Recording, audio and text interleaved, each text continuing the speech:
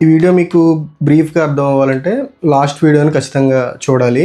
అందులో ఏంటంటే నాకున్న 2.34 ఎకర్స్‌ని ఇంటిగ్రేటెడ్ ఫార్మ్‌గా మార్చాలని నా ప్లాన్‌ని దాంట్లో ఎక్స్‌ప్లెయిన్ చేశాను. అంటే ఎక్కడెక్కడ ఏమేమి రావాలి, ఏ టైప్ ఆఫ్ వెరైటీస్ నేను అందులో గ్రో చేయాలనుకుంటున్నాను, అండ్ ఎంత ఇన్కమ్‌ని దాంట్లో నేను జనరేట్ చేద్దాం అనుకుంటున్నాను అనే విషయాల్ని ఆ వీడియోలో నేను ఎక్స్‌ప్లెయిన్ చేశాను.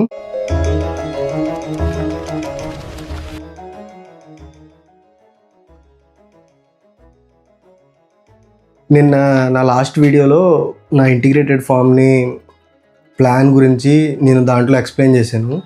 సో, ఒక కామెంట్ నాకేమొచ్చిందంటే, "అన్న ఈ ప్లాన్ కొంచెం ఇంట్రెస్టింగ్‌గా ఉంది. Try to make daily walks" అని ఒక అతను కామెంట్ చేశాడనమాట.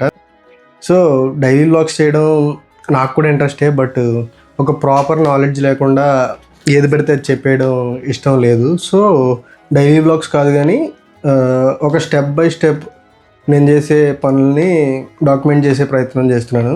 ఈ వీడియో మీకు బ్రీఫ్‌గా అర్థం అవ్వాలంటే లాస్ట్ వీడియోని ఖచ్చితంగా చూడాలి.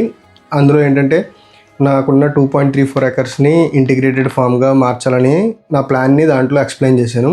అంటే ఎక్కడెక్కడ ఏమేమి రావాలి, ఏ టైప్ ఆఫ్ వెరైటీస్ నేను అందులో గ్రో చేయాలనుకుంటున్నాను, అండ్ ఎంత ఇన్కమ్‌ని దాంట్లో నేను జనరేట్ చేద్దాం అనుకుంటున్నాను అనే విషయాల్ని ఆ వీడియోలో నేను ఎక్స్‌ప్లెయిన్ చేశాను.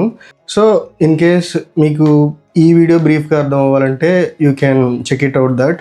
దాన్ని నేను లింక్‌లో డిస్క్రిప్షన్‌లో పెడతాను. అండ్ ఈ వీడియో వచ్చేపాటికి ద ఇనీషియల్ స్టార్ట్, అసలు ఇంటిగ్రేటెడ్ ఫార్మ్‌లో నా ప్లాన్ ప్రకారం ఏం చేస్తున్నాను. ఫస్ట్ ఆఫ్ ఆల్ నా ప్లాన్ ప్రకారం ఏంటంటే ఎంటైర్ ల్యాండ్ని ఒకేసారి ఇంటిగ్రేటెడ్గా కన్వర్ట్ చేయడం కాదు. ఎందుకంటే అది చాలా డబ్బుతో కూడుకుంది అండ్ చాలా టైం టేకింగ్ ప్రాసెస్ అది. దాన్ని నేను స్టెప్ బై స్టెప్ చేద్దాం అనుకుంటున్నాను. అదే ప్రాసెస్లో ఫస్ట్ స్టెప్ ఏంటంటే ఒక మడిని అంటే ఒక 30 సెంట్స్ని తీసుకుని మిగతాదంతా అయితే నేను చేయడం, లేకపోతే కౌలుకి ఇచ్చేయడం వరి పొలానికి. అండ్ వరి పొలం నేనే చేసుకునేవాడిని, ఎందుకంటే కొత్తగా నేను బోర్ కూడా వేయించుకున్నాను కాబట్టి. కాకపోతే ఈ సంవత్సరం నేను ఇల్లు మొదలుపెట్టాను.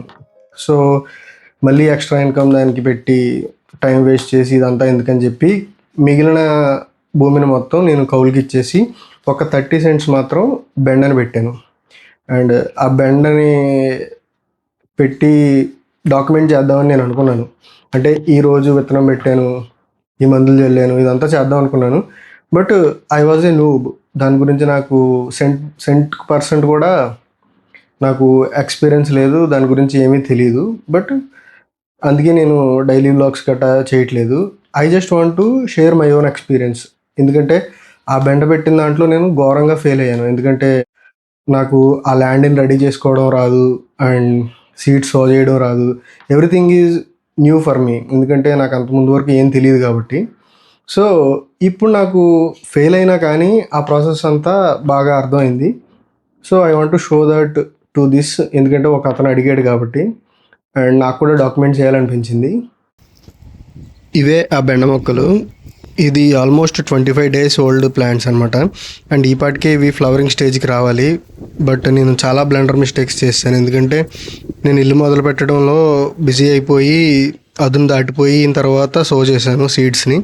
అందుకనే అదంతా చాలా పూర్గా జర్మినేట్ అయినాయి అండ్ దాని సప్లిమెంట్స్ కూడా నేను సరిగ్గా ఇవ్వలేకపోయాను. అండ్ నేను ఇంటిగ్రేటెడ్ ఫార్మింగ్ ఫస్ట్ ఒక 30 సెంట్స్లో స్టార్ట్ చేద్దాం అనుకున్నాను. అండ్ అదే ఈ ఫ్రంట్ కనపడే ఫస్ట్ మడ్ అనమాట మనం బెండ పెట్టింది. నేను ఓన్లీ 30 సెంట్స్ని ఫార్మింగ్ చేద్దామని ఎందుకు అనుకున్నానంటే 2-3 ఎకర్స్ని ఇంటిగ్రేట్ చేయడం అంటే it's not a simple thing. అందులో చాలా మనీ ఇన్వాల్వ్ అవుతుంది అండ్ చాలా వర్క్ ఫోర్స్ కావాల్సి వస్తుంది. సో నేను మిగతా పొలం అంతా ఇక్కడ కనపడేది వరేసిందంతా కౌలుకి ఇచ్చాను. అండ్ ఇంకా స్టోరీలోకి వెళ్తే నేను ఎక్కడెక్కడ ఫెయిల్ అయ్యాను అనేది ఒక 2-3 కీ పాయింట్స్లో చెప్తాను. నాకు ప్యాడీ ఫార్మింగ్ అయితే 3-4 ఇయర్స్ ఎక్స్పీరియన్స్ ఉంది.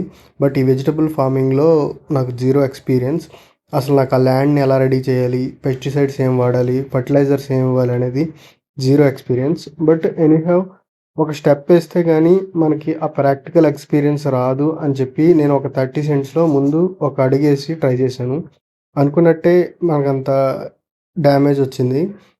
ఎందుకంటే మనకేం తెలీదు కాబట్టి నాకు ఫీల్డ్‌లో దిగి ఆ బెడ్స్‌ని వాటిని రెడీ చేసినప్పుడు వాటర్ మేనేజ్మెంట్ ఎలా చేయాలి, బెడ్స్‌ని ఎలా రెడీ చేయాలి, వాటర్ ఫ్లో ఎలా ఉంటదనేది నాకు బాగా అర్థమైంది. అండ్ దాని తర్వాత ఆ స్టెప్ అయిపోయిన తర్వాత సీడ్స్ అన్నీ జెర్మినేట్ అయిన తర్వాత పెస్టిసైడ్స్ ఎలా స్ప్రే చేయాలి, చిన్న మొక్కలకి ఏ క్వాంటిటీలో ఇవ్వాలి, అండ్ ఒకసారి మనం స్ప్రే చేసిన తర్వాత అది కంట్రోల్ అవ్వకపోతే నెక్స్ట్ రెమెడీ ఏం తీసుకోవాలి అనేది మెల్లిమెల్లిగా అర్థమయ్యాయి. నెక్స్ట్ ఇప్పుడు ఇక్కడ కనపడే మళ్ళన్నీ మెల్లిమెల్లిగా ఒక్కొక్కటి ఇంటిగ్రేట్ చేసుకుంటూ రావాలి.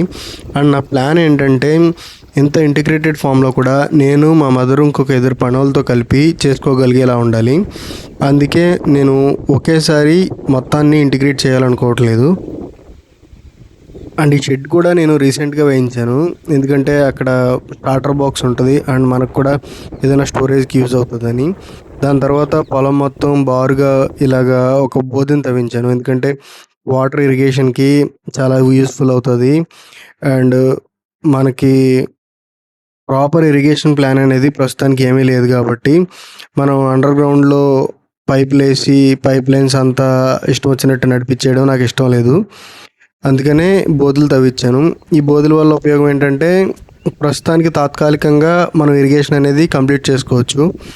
అండ్ మనకు ఒక ప్లాన్, సాలిడ్ రిజిడ్ ప్లాన్ ఉన్నప్పుడు మనం దాన్ని ఇంటిగ్రేట్ చేసుకుని ఎక్కడెక్కడికి అయితే మనం వాటర్ని ఇరిగేట్ చేయాలనుకుంటున్నామో అక్కడికి ఒక ప్లాన్ ప్రకారం ఇరిగేట్ చేసుకోవచ్చు. అప్పటి వరకు మనకి ఈ బోధ ఉపయోగపడుతుందని ఇది తవ్వించాను. అండ్ ఈ బోధ వల్ల కూడా చాలా లాభాలు ఉన్నాయి. అండ్ అదొక సపరేట్ టాపిక్, అది నేను నెక్స్ట్ వీడియోలో మోస్ట్ ప్రాబబ్లీ ఎక్స్ప్లెయిన్ చేయడానికి ట్రై చేస్తాను. And these are the updates still now.